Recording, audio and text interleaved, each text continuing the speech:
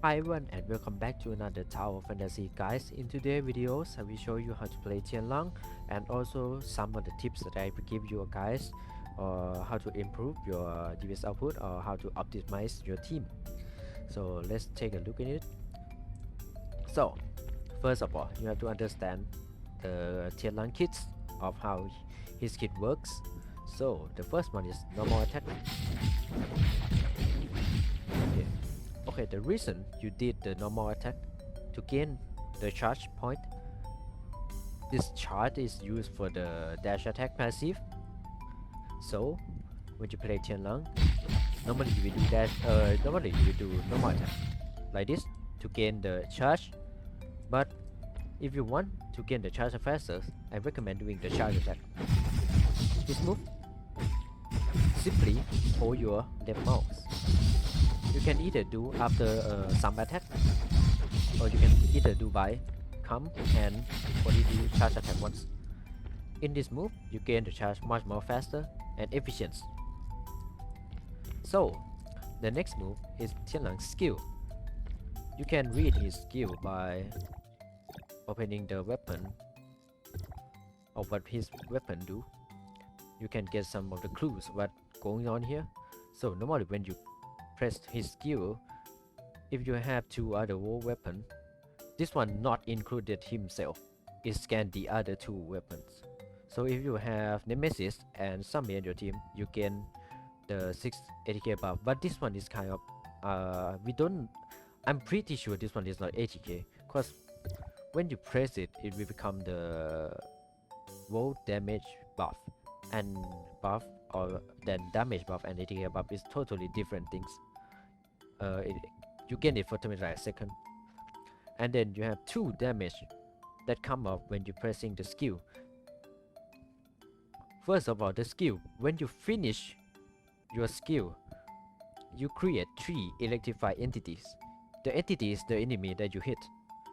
So if you hit the electrified entity, there's the extra damage that you can do between 100 of your war attack and no more than your 1000 war attack. This one, if you calculate it and you calculate from your 5% of missing HP, and then your calculation is less than the 101, they gonna change your base into 100 of your war attack. So minimum of you can get is 100 of your war attack. Like if you have 17k, they will calculate from the 17k for you. If you have less than 17k, this one also apply to the lower one, but the lower one is calculated from the amount of HP or the health that is consumed when you press discharge or skill. It's totally different thing, but both work as extra damage. The upper one, you can see that there's a whole area damage, but the area damage can only happen like one time. If the entity that is close by 3, normally you get like 9 total 9 damage. You got the quadratic scaling, but that one doesn't apply on the whole area. This one you get only 3 extra 3 damage, 1 per enemy. So when you play Tianlang, normally if you have Lin, which normally you should have Lin if you want to play Tianlang, but if you don't have, you can have the alternative. But Lin buff of the circle thing that recharge for your dodge 65%, that one is really good on Tianlang. So normally when you start the combo, you choose Lin's skill and then you collect the charge up to 5, you do some charge attack and then you skill. When you skill, do some charge attack or do some dodge attack, and then switch to the weapon, discharge, skill, and then get your discharging gauge. When this time, your Lin E should come cooldown completely. You cast the Lin circle, and then go back to Tianlang ult, cast his ult, then do some dash attack, skill, again, do some charge attack, gain the charge buff, then do some dash attack. Now this one is the end of your combo. You can create some of your own style combo, like input some of your Samia normal skill to gain some charging stat to create your discharge. So this is how you play Tian Lang at 1 star at the maximum. You will asking why 1 star? Cause when you play 3 star Tian Lang, your 3 star buff, when you do the weapon skill or discharging, you get 2 charge. This one changed the game so much that when you all summon, you can do 2 dodge attack after that before you cast another skill. But if you have only 1 star Tian Lang, you're gonna have to collect the charge first and then do the dodge attack and then switch off to other weapon. The problem with 1 star and 3 star is that 1 star the DPS output will be lower for sure, not just from the stat but the kits itself. So these are some of the finish move that some of the move that I see and you guys can use. So let's go to Bicon and do something.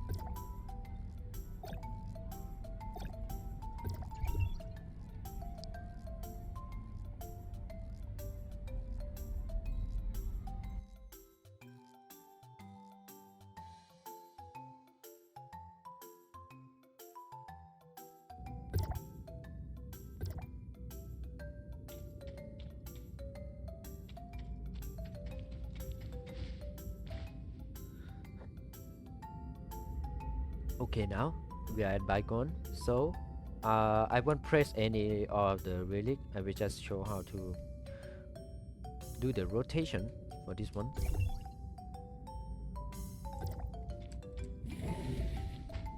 Okay, so you start the floor, cast the skill.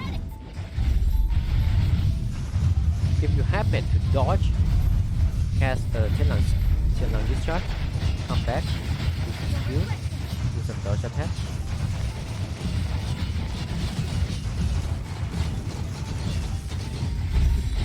Get some charge. Do another dodge attack. Switch to other weapon, discharging, skill. And if you happen to get Tian Lang off, use it all first before you switch to this, and then cast another 2 circle. Another Tian Lang discharge. Get the stack, skill, then dash attack. Until your stack is out. Collect more stack, collect more charge, do more dodge attack, use your other weapon, do some normal attack, skill, back to Tian Lang, get some charge, dash attack, Lini,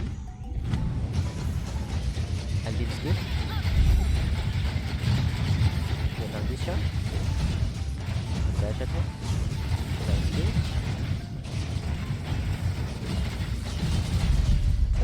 getting the charge, dodge attack,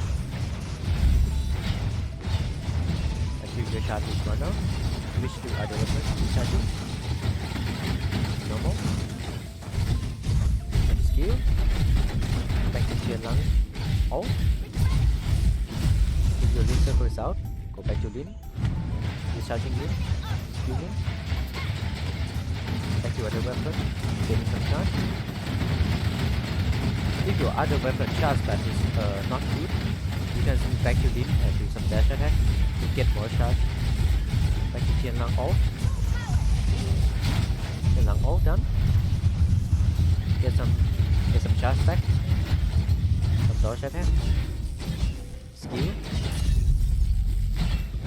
Back to other weapon. Back to Tian Lang.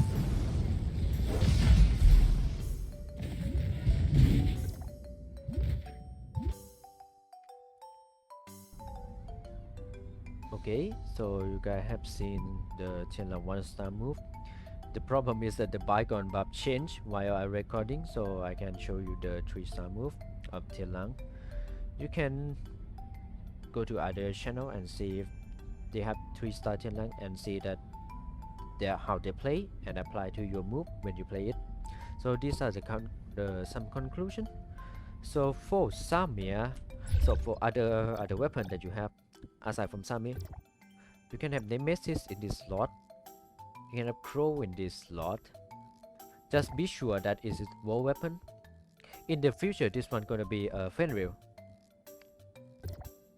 And for Nemesis, the kits were not the same as Samir, but the move set you have to move the same as Samir. That's how I play.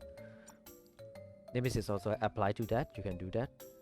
But for Crow, the skill cooldown kind of like not that much. But when you play Crow, try not out with Crow or with Tian Lang instead. But Crow, when you have his skill, try to do the backstabbing first, the 5-star trigger 5-star first, and then do his skill and then switch back to Tian Lang ult.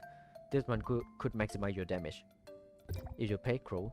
But for Samir, use the, if you have 5-star or 6-star, use the electro field to gather the enemy, and then use Tian Lang skill or ult or dash attacks, something like that. This weapon can switch to anyone other the two weapons that I mentioned.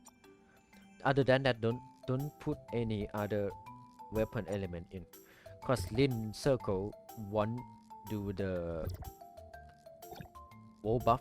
This one for the vault, you get the dodging 65% chance of not consuming the dodge item. If you have the other weapon, it will change to other circle and you will eat up your dodge, like only 3 dodge.